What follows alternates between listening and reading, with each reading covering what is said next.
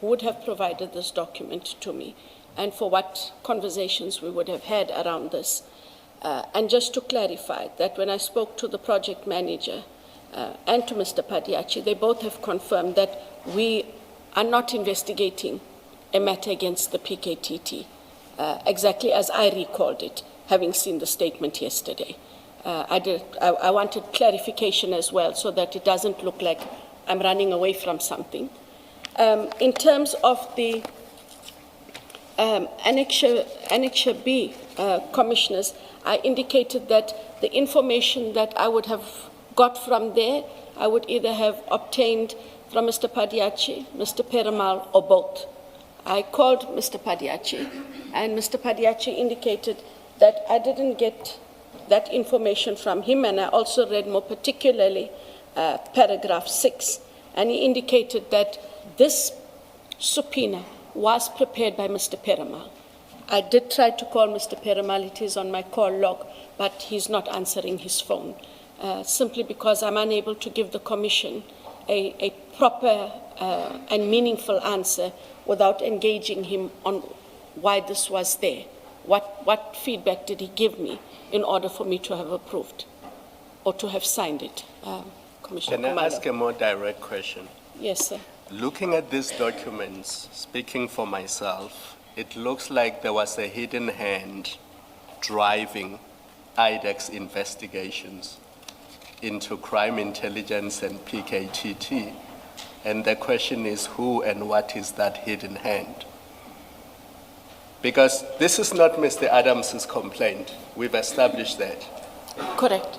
So where do all these things come from? I mean, if you just look at that entire Annexure B, this is not Mr. Adams's complaint, not just item 6, but going into why Jacobs doesn't want to come back, going into performance assessments of all major generals from 2022-2023, not just Jacobs or Khumalo, if that was the issue, why Jacobs doesn't want to come back, of all generals, of all provincial heads, of all section heads. This is a much broader investigation into crime intelligence and, quite clearly, all members of PKTT. Who was driving this? Because it's clearly not Mr. Adams. This is not Mr. Adams's complaint. This is now something else altogether.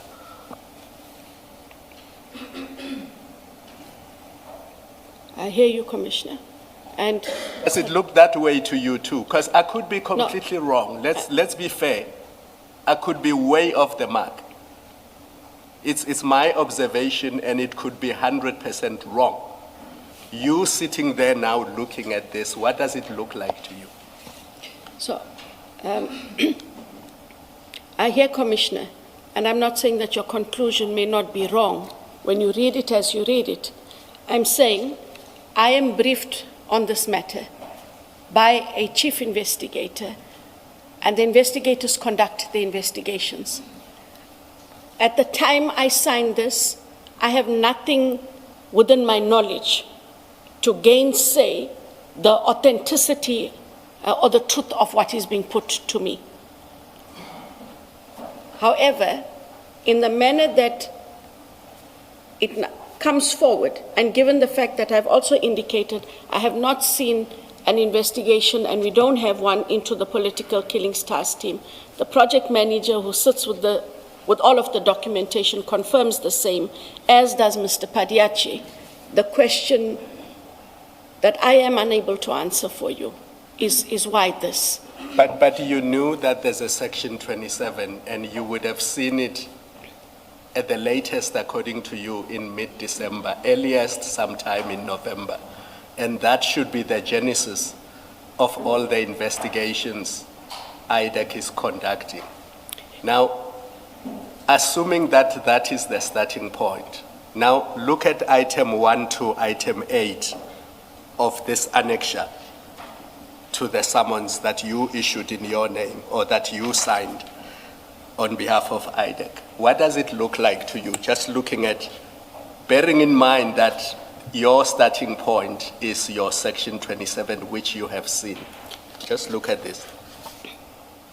And draw an inference if you must, because you are not the investigator. And you don't know who they are talking to and what that person is saying to them. But you know that they must be guided by the section 27. And then they bring this to you. Now you look at it, what does it look like? That they must be guided, Commissioner Khumalo, by the section 27, the A1, additional A1, which we now see yesterday is different in most regards. Looking at this Annexure B, if you had to draw an inference, what would that inference be? That the investigator had other information. Or other motives, or they were conducting other investigations that had nothing to do with Mr. Adams's complaint. Or the A1 or the supplementary, yes. And it begs the question, who was driving this? And what was the motive? Commissioner Baloy's question on Thursday, what was IDAC's motive? Was there political interference? Was there infiltration? Because those are the answers this commission must ask. It's great that we are looking at facts, but facts point to individual cases where things went wrong. What is the big picture? Is it political interference? Is it infiltration of IDAC by unknown people? Is it a hidden hand that we don't see in any of these documents? Those are the questions we must ask ourselves.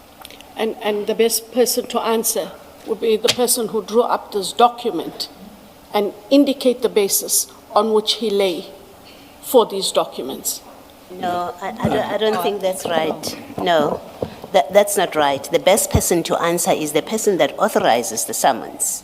I think your investigators may well be entitled to put to you whatever they have gathered. You are the final decision maker. You are the one that asks the questions. You are the one that approves. And so you would have satisfied yourself that there is a valid basis for that inquiry into PKTT promotions of commanders and members. You would have satisfied yourself. Otherwise, if you were not satisfied with his explanations, you would have said, as a responsible leader who's exercising their power within the law and for the purpose for which it is given, you would have said, no, I'm not approving that. We are not doing 6.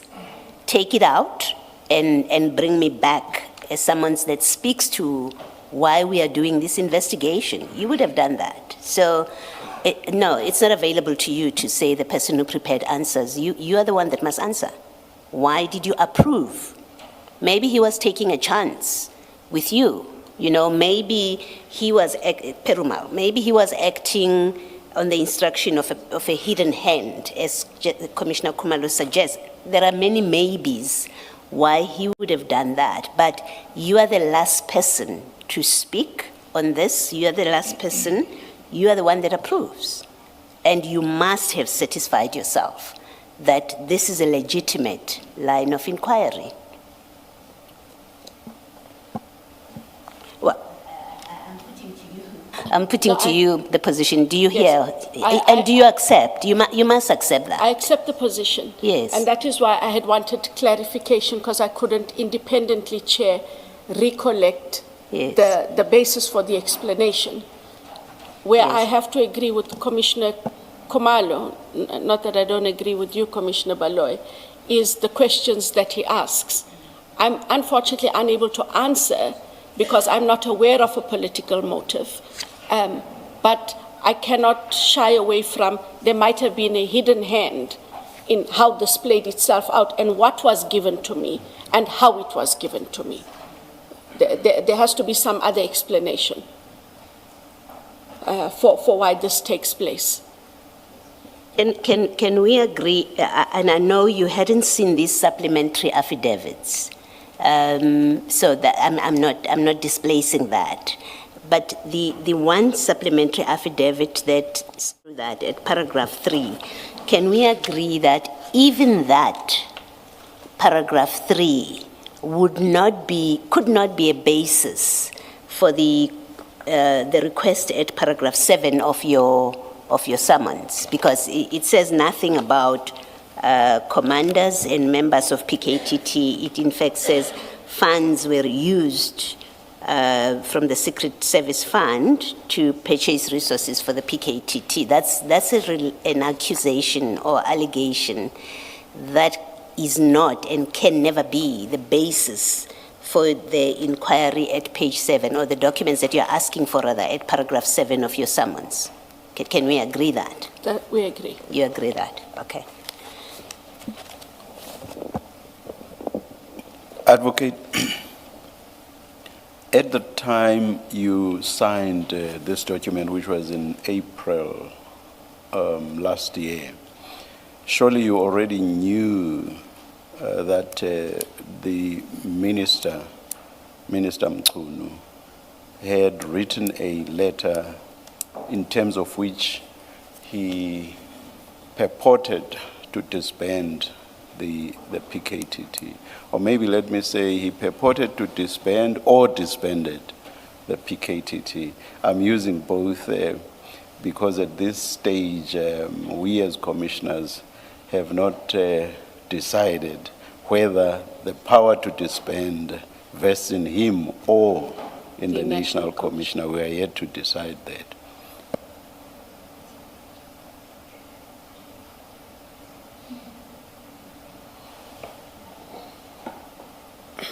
So I will use both because we are yet to decide that legal question. But is it not so that at the time you signed this document, you were already aware that the PKTT had been disbanded or purportedly disbanded? If it was in the media at that time, I would have been aware. But I haven't had engagements in that regard. I think the full import and detail thereof came in after the 6th July briefing, and that magnified what was going on. If it was in the media space, yes, I would have most certainly known that that is what was being discussed. Perhaps what we will do then is to check if it was not in the media, because that's something that's relatively easy to do. Now, if you were already aware, you would probably also be aware that that disbandment or purported disbandment was controversial. Correct. And that being the case, surely then, mention of the PKTT in the manner in which it is mentioned, a generalized investigation of all PKTT members should have raised curiosity in your mind. Correct? Correct. Correct. And that would have been a basis for you to look more closely as to why the PKTT was included. In the summons. Yes. Correct. Yes. Which, if that be so, I have to ask this in this manner because you have said if it was out there in the media. So if that were the case, that should reinforce the point made by Commissioner Baloyi, which is basically that you should be able to answer why you still signed this despite the fact that it was making reference to the PKTT, when at no stage there was a reference before. And I say there was no reference because what is at 3493 does not relate to what is in the summons, insofar as PKTT is concerned. Would you accept that suggestion? Accept it. All right, thank you. Thank you, Commissioners. From your responses then... Sorry, Mr. Yes. May we request you and Mr. Bodlani, together with those assisting you, to please engage in the exercise of finding out whether the issue of the disbandment of the PKTT was not out there before Lieutenant General Mkwanazi's public statement on the 6th of July last year? I think from my recollection, it was out there by beginning of the year, Should have after been. the 2nd of January Should have been. 2025, the letter disbanding. Yes. Can I assist the two of you? Even if it was not in January, remember in March there was a parliamentary engagement where General Mkwanazi, among others, addressed the ad hoc, I think it's the police committee, not the full parliament. And arising out of that, there was media coverage of that. So at least in March, it was a topical issue. I fully agree with Commissioner Khumalo. The newspapers and press would have been replete with comments regarding PKTT by the 6th of July. So I doubt anyone in the country could say that they only learned of it on the 6th. Thank you very much. May I just get something concrete, which I want to again engage Advocate Johnson about?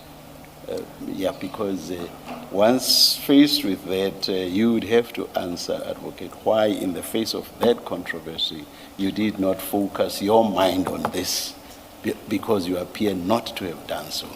So with the concrete information in my hand, I want to revisit this question with Advocate Johnson. We shall do so, Chair. If I understand, then the instruction is that we do sort of a press scan and to see what was publicly available and out there. Please. On the matter. We shall do so. Thank you very much. Chair. We shall oblige, Chair. Thank you. Advocate Johnson, based on the responses you have provided, in particular, Just a minute, and I hope and pray Advocate Johnson will not say, that appears in this, in items from this media house. No, I don't read that. No. I don't watch those TV channels, and so I just hope and pray that won't be your escape route. No, and Thank please you. don't put me at war with any of the media houses. I read media. Thank you. Thank you, Chair. Thank you. thank you, Chair. I go back to the response I think you gave to Commissioner Baloyi, wherein you attempted to shift the responsibility of the contents of the Section 28 to the investigators. And my challenge is, Colonel Padiachi indicated that he conducted a full-blown investigation into the Mokwele appointment in circumstances where he had not even seen the Section 27 referral. You, on the other hand, had seen this Section 27 referral. You made a decision on it, and you determined that a Section 2813 preparatory investigation be initiated.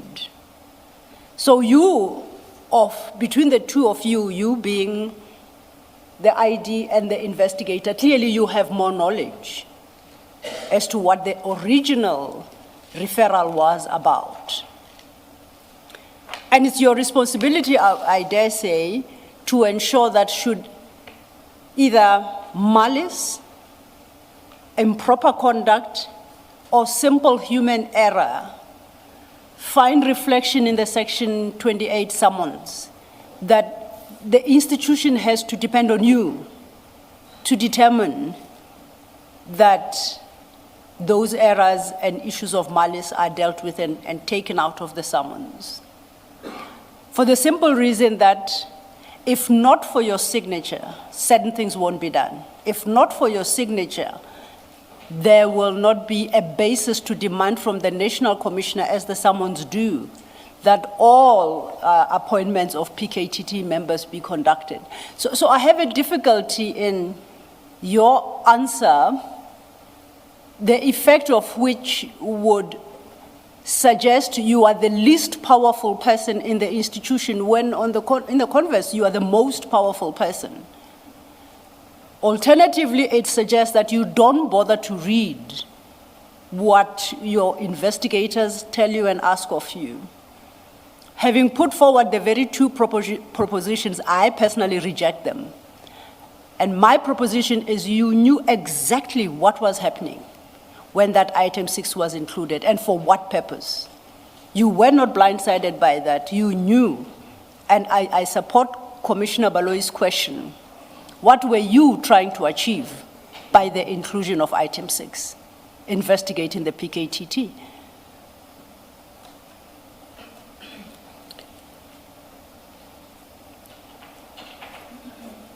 Chair, as I indicated, I was not aware of an investigation into the PKTT. I've made sure I've checked with those who are the custodians of the documents that if I missed something, the project manager would at the very least have been able to refresh my mind and indicate, ID, we actually do have an investigation and this is what it is. And it is not to absolve me of anything. It was to find out then, how did this come about? What was put to me in order for me to have authorized it? Hence my phone call to Mr. Peramal. I seek not to absolve myself, chairs and council.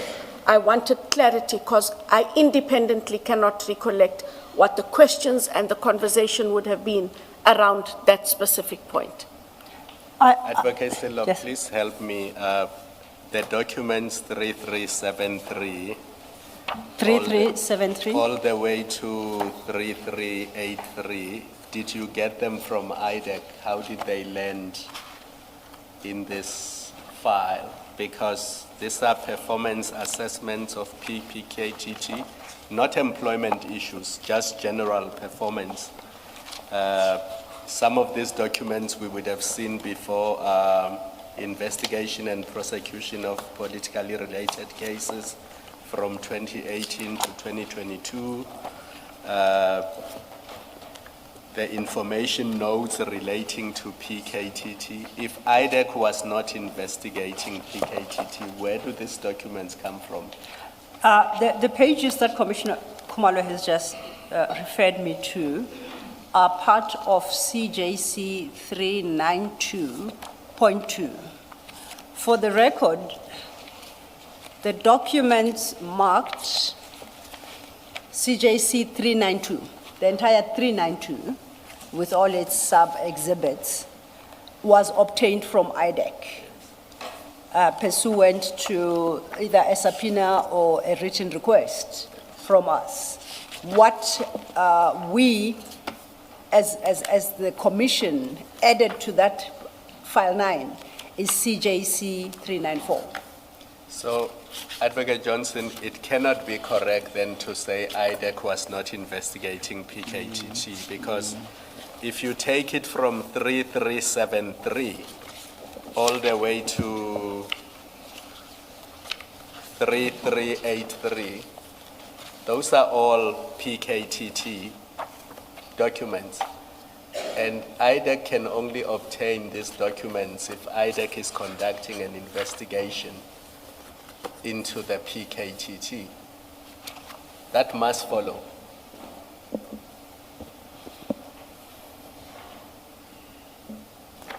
Yes, and that must follow then from that item 6. I would assume that was on the subpoena. So whoever told you that IDAC was not investigating the PKTT cannot be correct, because the performance report, this is not even employment-related issues.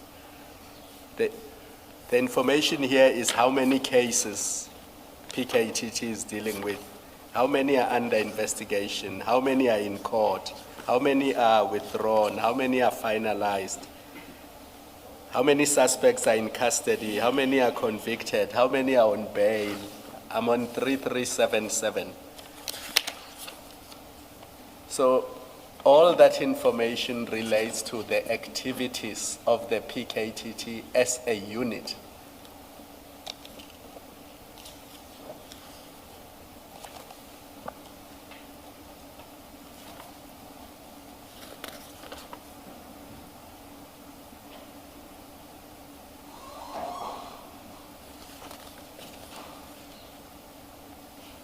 That is correct, Commissioner Khumalo, and then it conflicts in any event with what is asked in point 6 of the summons.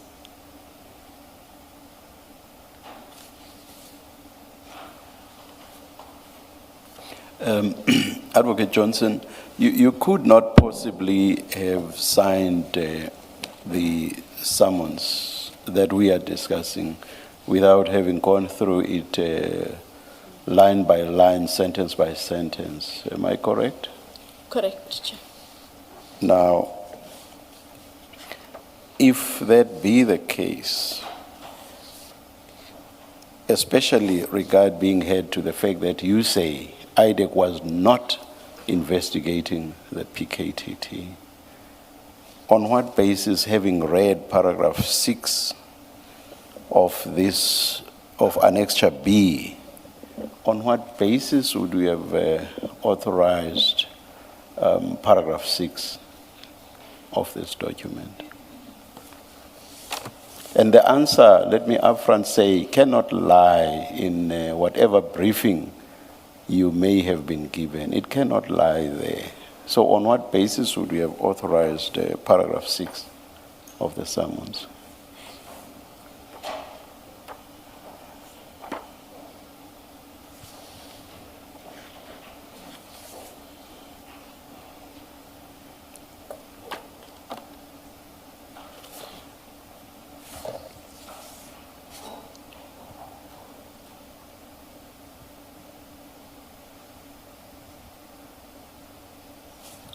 Again, Chair, and not to be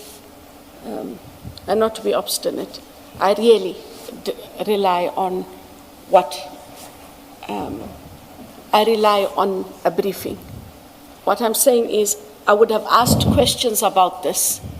I need to engage Paramount. What did we talk about this?